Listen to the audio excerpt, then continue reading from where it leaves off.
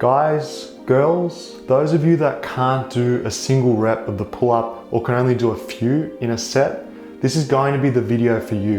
I'm going to teach you an actionable approach that you can take straight away to start seeing progress with your pull-up strength. In this video, we're also going to be talking about some of the common myths when it comes to how to train for pull-ups, and I'm going to give you the best approach to make fast progress with your pull-ups. Let's get to it. Hey everyone, Daniel Vadnal here for Fitness FAQs.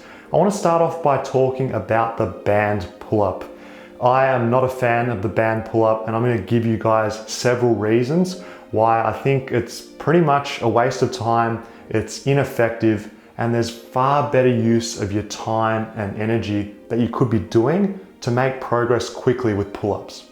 The first reason why the band-assisted pull-up isn't a good option comes down to the nature of the exercise. Most people find the top range of motion of the pull-up the hardest and the bottom range of motion the easiest.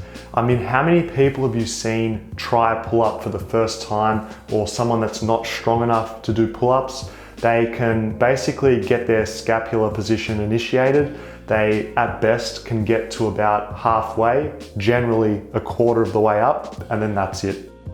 Another downside to using bands is it's almost impossible to get the right amount of assistance. You're either in a position where you've got too much assistance or not enough assistance at all.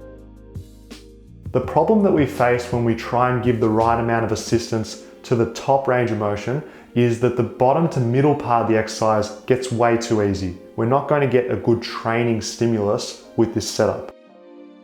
The problem if we go the other extreme, using a light assistance, is that the band won't be giving you any help where it matters the most, in the middle to top range of motion. So you can see how form would be compromised, you'd be reducing range of motion, you wouldn't be able to get in many quality reps, and you can just see how it's very difficult to get the right balance of not too much or not too little when it comes to band training.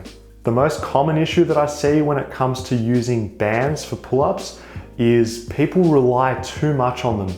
What we have happen is people use this huge bounce out of the bottom range of motion. When you combine this with the body's natural stretch reflex, you're going to get this huge elastic response, or this big recoil that basically shoots you through the entire range of motion.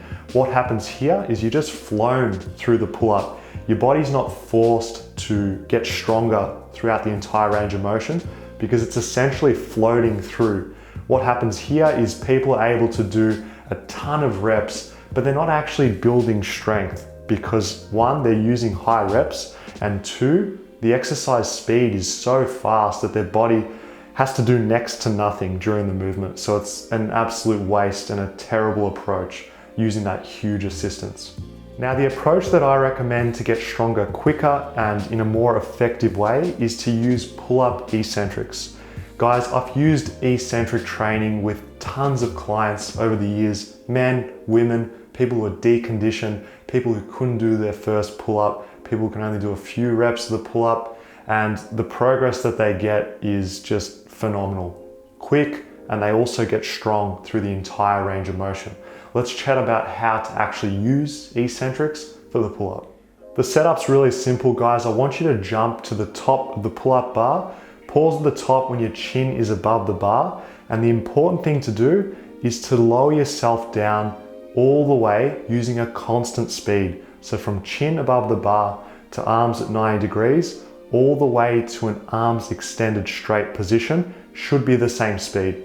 When you use the same speed, you're building strength through the entire range of motion, every single joint angle as you're lowering down, so you're not going to have any weak links in your pulling pattern.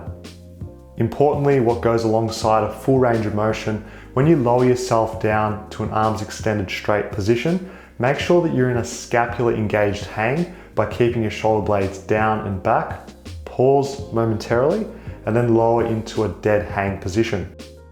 After you've done this, what you're going to do is you're going to jump up to the top and then repeat this sequence for a series of cluster reps. I'm going to explain how many sets, how many reps, what time under tension you should use in a second, but I want to sell you guys on the idea of eccentrics for building pulling strength.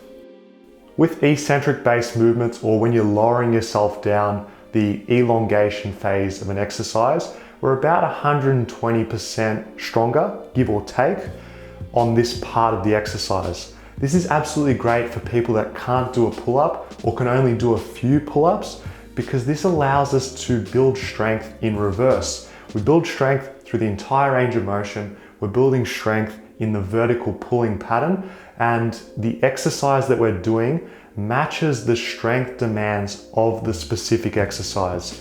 We're working through short, middle, long muscle lengths. That way, when we go into those positions, when we actually do a pull-up, we'll have the strength to do so, and the neural connections. Our body will know how to activate what areas of the body in certain ways, timings, and the amount of force required at every single point in the range of motion. That's why eccentrics are king. What's so good about eccentric based training is it can be adjusted, the intensity can be adjusted for every single person. If you're someone who's not that strong, you can use just your body weight for your eccentric reps. If you're someone that is just trying to get that final bit of strength to really tie together a few consecutive reps of pull-ups, I'd recommend adding weight to the exercise. You can stay in the set and rep range, which is ideal for strength building, but you can still be challenged. That's the best thing. You need to be challenged to change your physiology. That's why eccentrics are so helpful, because they're demanding and they produce results. What I recommend, guys, you've got to pull your sleeves up, put in the work with a method that actually works, being the challenging approach, the eccentric. This way, you keep it simple, you take action towards your objective, and you progress over time. You don't lie to yourself, and you put in the effort. It's not going to be easy, it's challenging, but if it was easy, everyone would do pull-ups, everyone would be strong. That's not the case. Do it, guys, and I guarantee that you'll be very happy. This is all there is to it, guys. I just want you to make progress in the set rep range and eccentric duration range. That's your only focus. Each session, progress in one of those. Either add an extra set, either add an extra rep, or increase the time under tension for the same number of sets and reps. When that gets too easy for you and you're doing 5 sets of 5 reps on the 10-second eccentric, add weight to your body, work your way up to doing 5 sets of 5 reps, 10-second eccentric with added weight. If you're in that position, if you can do that using a full range of motion with your eccentric training, you're going to be a pulling beast. There's just no way around it. The simple approach is the best approach. Thanks everyone for watching. If you want to show your support, drop a thumbs up below on this video. And if you want to learn how to build muscle and strength using only your body weight, go to fitnessfaqs.tv, join the community, and download our training programs. Cheers guys, and I'll see you soon.